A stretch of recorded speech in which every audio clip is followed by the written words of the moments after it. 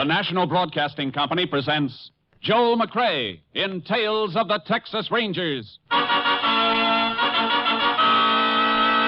Tonight, transcribed from Hollywood, another authentic reenactment of a case from the files of the Texas Rangers.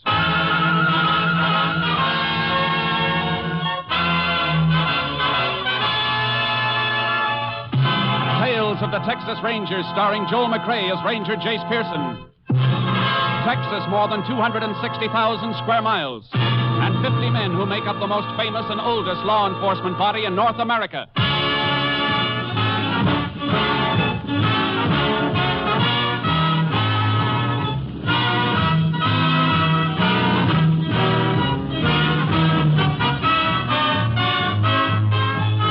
Now, from the files of the Texas Rangers come these stories based on fact.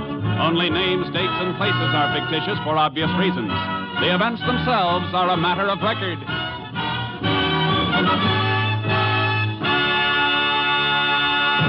Case for tonight, Bad Blood.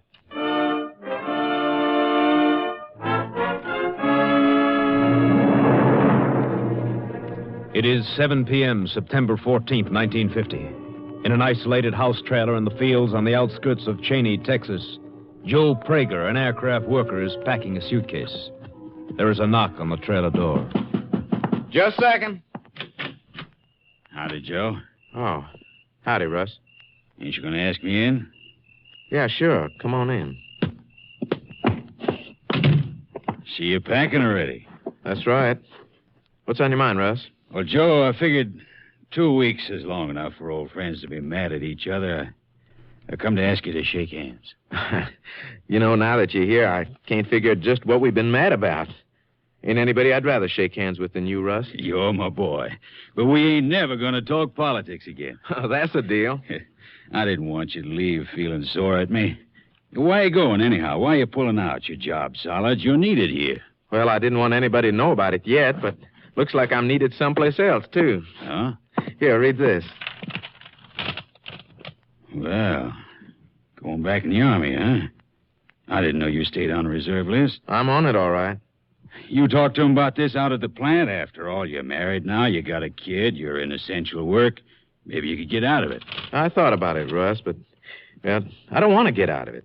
I got kind of a funny feeling about it, a feeling I've had ever since the kid was born. Like, well, maybe if I go again now, maybe I can help so he'll never have to go when he grows up. Yeah, I can't argue against that. Not with 2 boys of my own, one of them pushing 17. Ella and me are plenty worried about him with this Korea thing. Oh, don't let it get you down, Russ. Boy'll be all right. Say, I was just about to fix me some grub. How about joining me? Oh, thanks, but Ella's expecting me home. Say, where's Marge and the baby, anyhow? Oh, she drove the kid up to her mother's today. I got a week more before I report. Well, we sort of figured we'd go away someplace together, just the 2 of us, you know, till I have to leave. Yeah, well, when you pulling out of here? Tomorrow, when Marge comes back. Ella'd like to see you and Marge before you go. She's been beefing at me ever since you and me fell out. Yeah, Marge's been bulldogging me about it, well, too. Can't you come and have supper with us tomorrow before you go? How about that? That's the deal. Swell. Ella'll be tickled. Well, guess I better be getting home the old pay envelope. You need any help with anything? I mean, we got a few dollars. No, thanks, Russ. We'll get by. Well, good luck to you, fella. We'll see you tomorrow. Sure thing, Russ. Say, if they had to draft somebody, why couldn't they take that brother-in-law of yours? Orville? That'd be giving aid and comfort to the enemy. Yeah. I know Orville ain't giving any aid and comfort to his department out the plant. If we wasn't short-handed, he wouldn't last 10 minutes. Well, good night, Joe. Good night, Russ.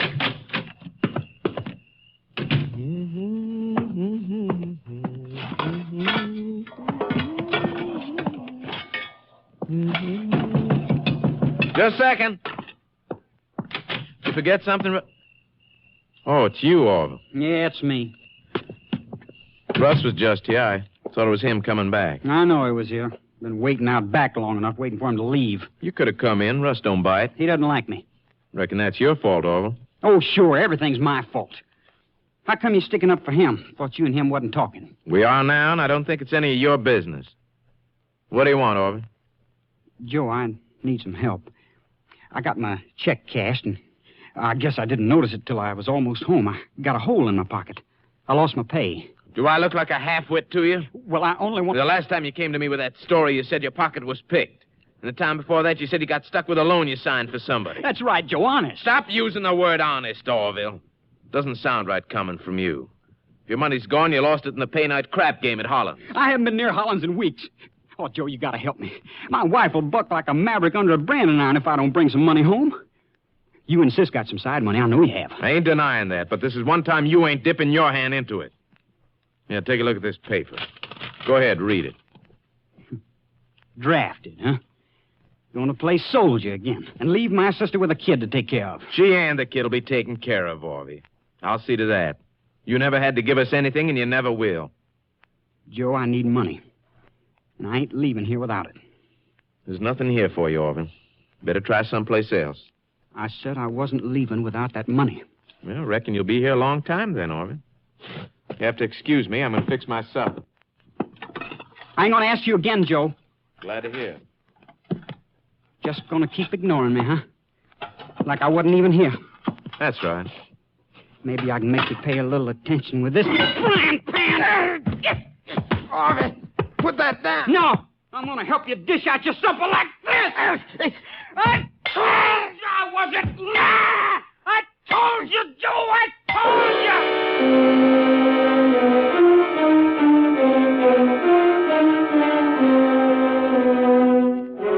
The body of Joe Prager was discovered when his wife returned to their trailer home early the following day. Sheriff Vern Lamont immediately called for the help of a Texas Ranger. Ranger Jace Pearson was assigned. He joined the sheriff at the scene of the crime shortly after noon. I've kept the whole field blocked off, Jace. Nobody's been near the place except Prager's wife and me and the deputies. Good. Where's the wife? Sitting over there in her car. Tried to get her to go into town to the hotel, but she won't. She's in kind of a daze. Shock. That's natural. You want to talk to her? It wouldn't help when she's like that. Maybe by the time we've had a look around, she'll break down and cry it out, and then we may be able to get something. Let's have a look inside the trailer. Right. There's the body. And there's a murder weapon. Wrought iron frying pan. Won't be able to pull any prints off that. Metal's too coarse. That's why I just let it lay there. Medical examiner estimate the time of death? He figured it was between 6 and 8 o'clock last night. The suitcase on the bed half packed. Prager trying to run away from something? No, I don't think so. Letter on the table here explains it. It was in the Army Reserve. Called back to duty. I see. Where was he working here? Out to the aircraft plant, other side of town. Spot welder. How come his wife didn't report this until this morning? Well, she was away for the night. They got a baby? Baby oil and nipple jar on the dresser there. Yeah, that's why the wife was away. She took the kid to her mother's up in Abilene. Come back this morning. You check on that? First thing. Got a list of eating places she stopped at both ways, and she gassed up at a mobile station in Abilene last night after she got there. It spots her away from here, all right. Let's check around outside. Right. Will it be okay for the medical examiner to move the body now? Yeah, I think so. How come they parked their trailer out here instead of using one of the parks near town? Save money, I guess. Rents are high with the plant working full blast. Gasoline lamp in the trailer for light, but what'd they do for water? Well, there's a well out back. Used to be a house here some time ago, but it was moved. They had everything they needed to get by. I see. Want to walk out to the road where our cars are?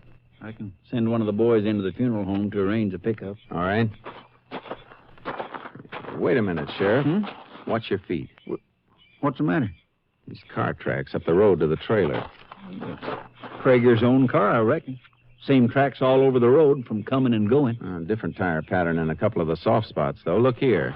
Yeah. Overlaps most of the older tracks, but Prager's car tracks go over the strange tread once. Right here. Yeah, I see what you mean. Another car must have driven in here after Ms. Prager left yesterday. And that spot is where she drove over the tracks when she came back this morning. It's the way I measure it. And we can pull a cast off that tread. May help us run down the car. Hey, one of your deputies coming up the road now. Well, that isn't one of my boys. Why'd they let him in? I don't know. Hey, you! Yeah? How'd you get in here? I come to help my sister. Who is your sister? Marge, Prager's wife. He was my brother-in-law. That's why the deputies let me through. All right. Your sister's sitting in the car back there. Reckon she does need somebody with her at that. Thanks. Wait a minute. Yeah, Ranger? Walk along the edge of the road. Stay out of the tire tracks. Why? Because we're asking you to. Isn't that good enough? Well, I only asked you for a reason, that's all. What's your name? Orville James. You work with your brother-in-law? Well, yeah, sure. Out at the plant. Not in the same department, though. How'd you know your brother-in-law had been killed? I didn't know. Until I saw your deputies down by the road, and they told me. Isn't the aircraft plant working today? Yeah, sure it is. It's on the other side of town. What brought you out here now? I got a lift out during lunch to see my sister. That'd just about take your whole lunch hour. And more if you didn't catch a ride back right away. You make a habit of hitchhiking out here on your lunch hour? No, of course I don't. Then why'd you do it today? What are you asking me all this for? You trying to pin something on me? Reckon that's going to depend on how you answer. Come on, talk up. Well, I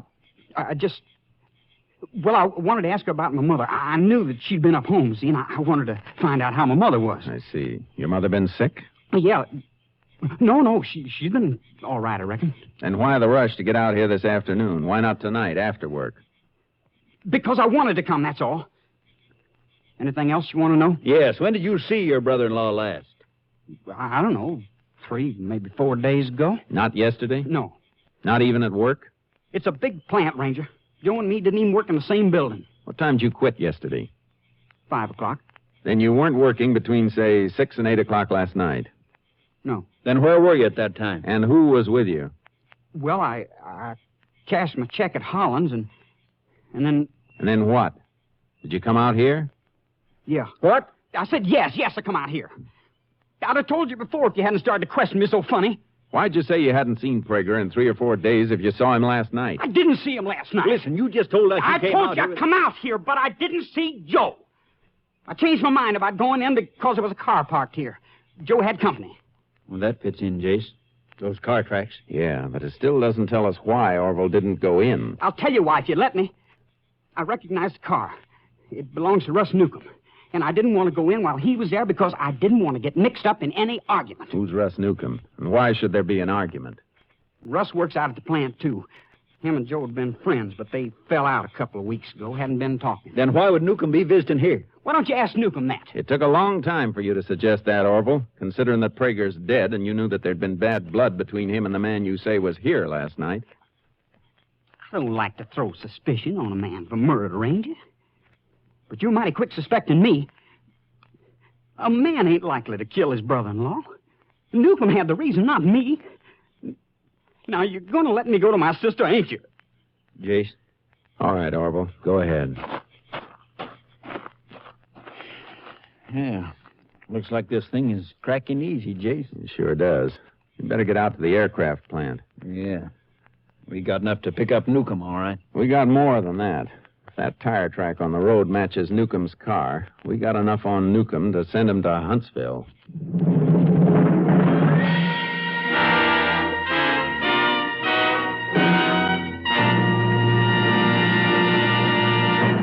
You are listening to Tales of the Texas Rangers, starring Joel McCrea as Ranger Jace Pearson. We continue now with tonight's case, Bad Blood, an authentic story from the files of the Texas Rangers.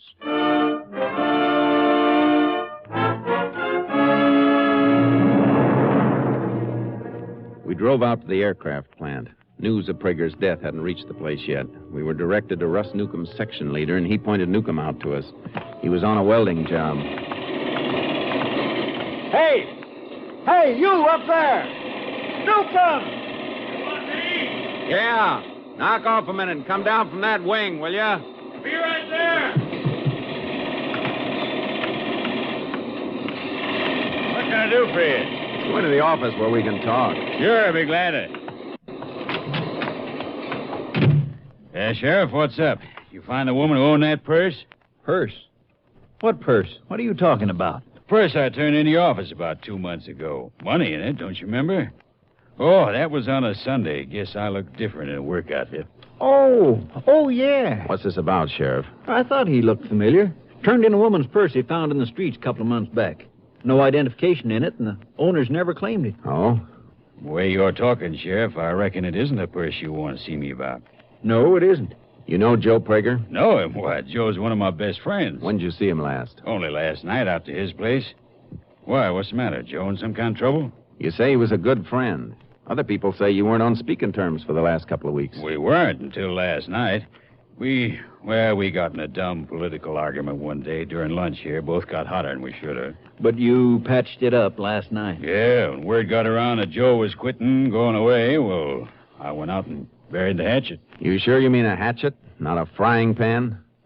Look, you fellas asking me something, but you ain't telling me nothing. You talked politics again with Prager last night? No, we just shook hands, and I asked him to bring his wife over for supper tonight, and then I left, that's all. Prager still alive when you left? Well, what do you mean he was still alive?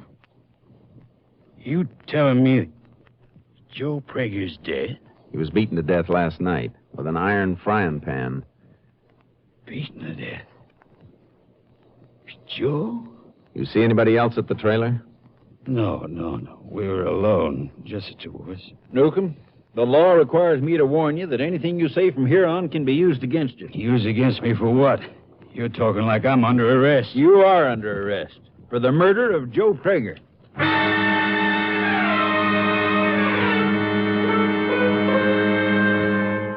We took Newcomb back to Cheney and locked him up. Meanwhile, Prager's body had been brought into the funeral home. I went over to see Mrs. Prager to see if she could give further verification of a quarrel between her husband and the man under arrest. Yeah. Joe told me they'd had some kind of an argument, but I didn't think it'd ever be as bad as this. I didn't think Russ would kill him. Why don't you leave her alone, Ranger?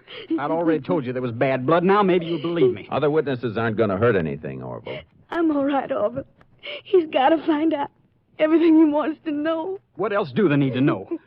If you ask me, they got enough of a case right now. If we ask you. But so far, nobody has. And until somebody does, how about keeping quiet?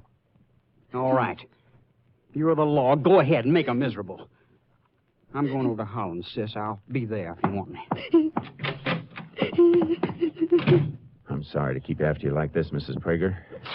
Did your husband ever have any trouble with anybody besides Newcomb? No. Was he in fear of anybody, worried about anything? No. Well, he was worried at first when the Army letter came. But when we decided it was right for him to go, he didn't worry anymore. Just figured out things so me and the baby could get along. We even had a little money saved.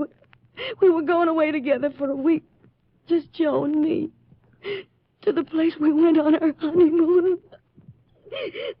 We were going to have so much fun. Now I'll have to use that money to bury him. I'm sorry, ma'am. Why did Russ do a thing like this to Joe? Why? Why? I don't know, ma'am. I've never been able to figure out why men do a lot of things they do to each other.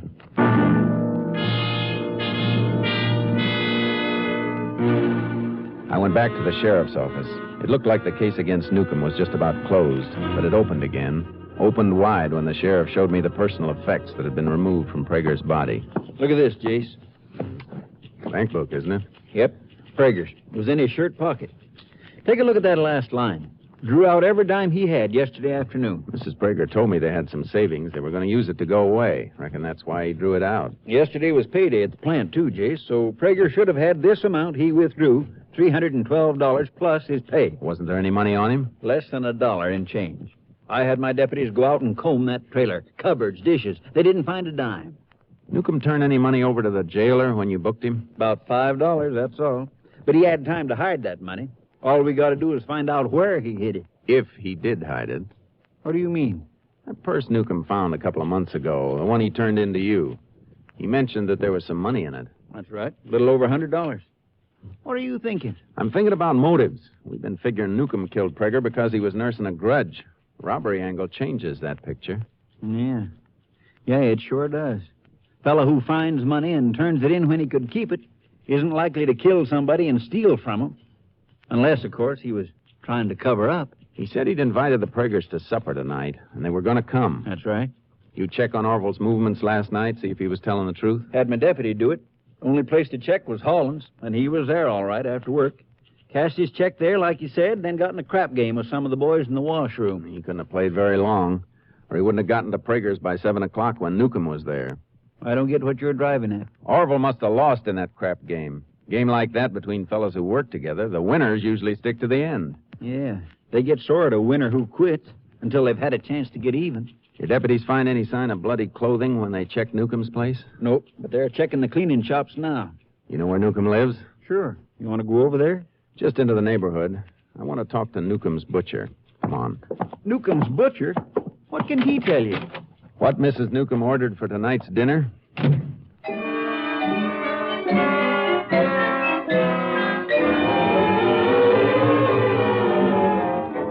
I saw the butcher, and his answer to my question pulled Newcomb back a step away from the electric chair. I got in my car and started to drive toward the field and Prager's trailer. You look like you learned something, Jace. I did. Mrs. Newcomb ordered stew meat yesterday for tonight's supper. She called up this morning and changed the order to lamb chops. 12 lamb chops. That mean anything to you? And changing from stew meat to lamb chops sounds like she was expecting company. When she orders lamb chops for her own family, she usually gets 8. I see. The other 4 chops could have been for Prager and his wife, then. I think so. And Prager was dead when she ordered them. Well, Newcomb could have told her to order them for a cover-up. Could have, but it's a little too smart. He didn't strike me as being that clever. Yeah, I'm going to go along with that. I think you're right. But what do you expect to find at the trailer?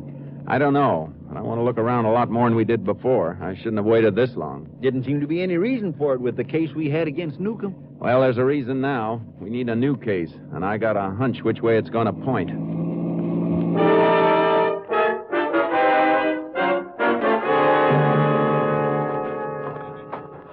I don't know, Jace. We've fine-combed that trailer, and there's nothing we didn't see before. And the only strange car track you found on the road was Newcomb's. Hey, wait a minute, Sheriff. Somebody was sitting down here by the well. Leaned back against it and had his feet stretched out. You can see where the edges of his heels were resting on the ground. Yeah. Circle out around the back here. Let's do a little trail cutting. You figure the killer took off away from the road? If he was on foot, it'd be his best bet. If he went to the highway and walked, somebody might have seen him. If he had blood on his clothes, he'd steer clear of town until it was late and everybody was sleeping. No, all right, Jace. Which way do you want me to go? Circle out that way. I'll work from this side. Okay. Hey, Jace. Yeah, Sheriff? Orville was on foot. I know he was. That's why we're looking.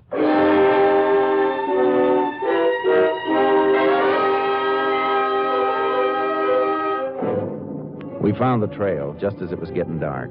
It led into open country. I got my horse charcoal from the trailer behind my car while the sheriff went to a nearby farm to borrow a mount. It was dark when he caught up to me. You still on the trail, or are you cutting to pick it up? I lost it a couple of times further back, but I'm on it now.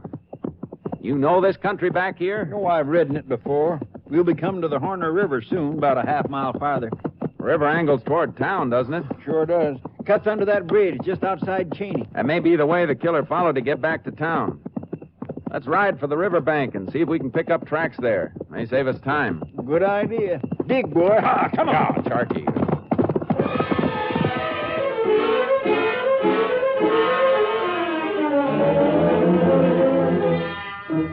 We found tracks on the bank, all right. Just a few that led to the edge of the water, and that was all. We cut back and forth on both banks for hours before we picked up a sign. He'd come out of the river on rock, and we barely spotted the place where he'd marked the ground again. That's it, all right, Jace. Same heel impression. He had us fooled for a while, all right. Now let's go. Come on, Charky. Yeah, come on, boy. What's that up there ahead? Looks like a shack of some kind. I don't know, Jace. Quite a few shacks in here along the river. A lot of deer around. Some folks keep places for fishing and hunting. His tracks lead right to it. Yeah. Get on, boy. Come on, Charky.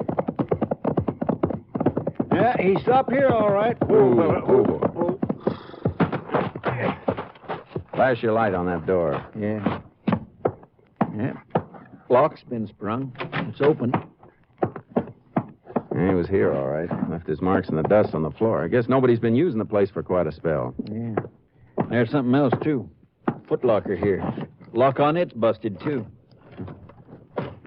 Shirts and jeans in there. I'd like to bet there's one set missing. Orville, or whoever it was, stopped here to change clothes. He must have known the setup. There's a funny smell in here, Sheriff, like the place been smoked up not long ago. There's something burning. Pot-bellied stove there. Yeah. Anything in it? Plenty. Clothes that didn't quite burn. Smells from kerosene he poured on him, but he came through the river, so his pants were wet. Fire must have smoldered out after he left. Better pull those things out and see if we can save enough of them for identification. It's enough, all right. Look at this. Bloodstain didn't even wash off when he came through the water.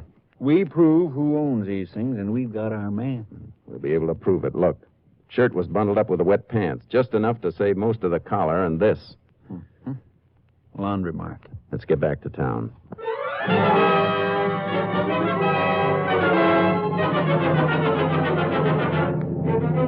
It was daybreak when we got back to Cheney. We got what we were after on our third laundry stop. A half-burned shirt belonged to Orville James. We went to his home. His wife was at the funeral parlor with Mrs. Prager, so he was there alone. What you want from me now?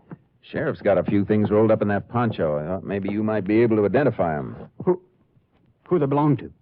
Joe or Newcomb? We want you to tell us. All right, Sheriff, unroll them. Recognize these? What's the matter, Orville? You look kind of sick. I'm just upset about Joe, that's all. I was at the funeral home with my sister almost all night. Well, you ever seen these things before? Yeah. Yeah, I've seen them. Whose are they? I could be wrong, I guess, but they look like Newcomb's. That's funny. Well, what's funny about it? Looks like they were burned quite a bit. Yeah, but they were too wet to burn all the way. Guess that gives you a real tight case against Newcomb now, doesn't it?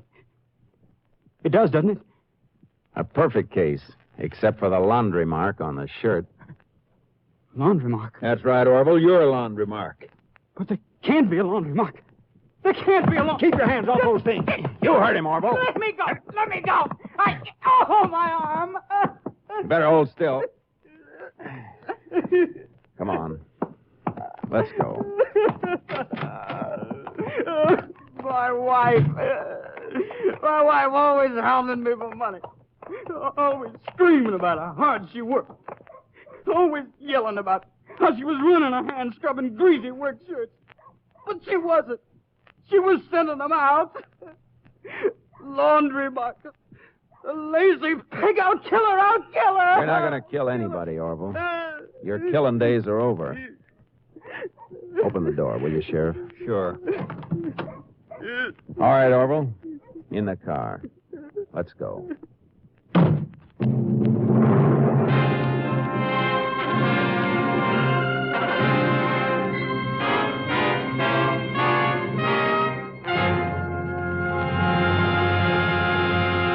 Orville James broke down at his trial and confessed the robbery slaying of his brother-in-law. He was found guilty in less than 20 minutes and sentenced to Huntsville for the rest of his natural life.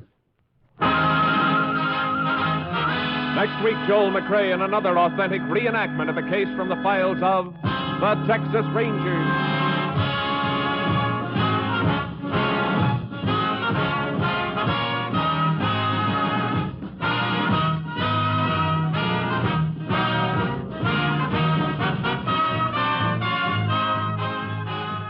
Joel McCrea is currently seen starring in the Universal International Technicolor production Frenchie. Tonight's cast included Tony Barrett, Paul Frees, Whitfield Connor, Sam Edwards, Parley Bear, and Barbara Luddy. This story was transcribed and adapted by Joel Murcott, and the program was produced and directed by Stacy Keats. This is Hal Gibney speaking.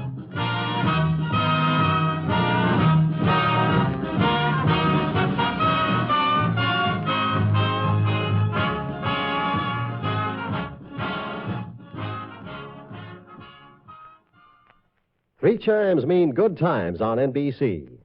Tomorrow, the voice of Firestone presents Metropolitan Opera basso Cesare Siepi in a melodic variety of operatic selections. Your Monday evening of music also includes the telephone hour, and tomorrow's guest artist is the renowned coloratura soprano Lily Pons. Among Miss Pons' selections tomorrow is the beautiful aria from Rigoletto, Cara Nome. Phil Baker asks the $64 question next on NBC.